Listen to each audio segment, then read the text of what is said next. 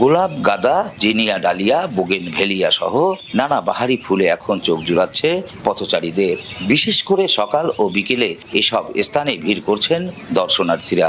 অনেকে বলছেন ফুলের এই সৌন্দর্য শুধু পরিবেশই নয়, দূর করছে মানুষের ক্লান্তিও।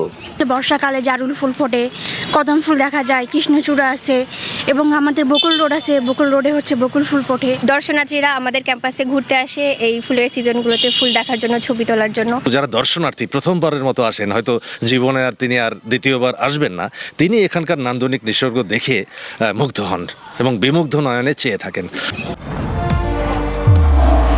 নির্মাণে নাম্বার 1 শাহ সিমেন্ট। নগরীর সৌন্দর্য বাড়াতে বিভিন্ন প্রতিষ্ঠান নিয়মিত পরিচর্যা করছে এসব ফুলের বাগান। পরিবেশ বান্ধব ও নান্দনিক নগরী গড়তে এমন উদ্যোগকে ইতিবাচকভাবেই দেখছেন সচেতন মহল।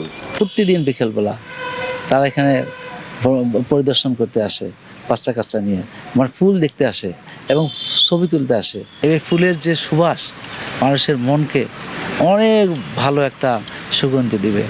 শুধু সৌন্দর্য বৃদ্ধি নয়, নগর জীবনের ক্লান্তি দূর করতেও গুরুত্বপূর্ণ ভূমিকা রাখছে এসব ফুল। রেজাউল ইসলাম বাবু, ওয়ান নিউজ, রংপুর।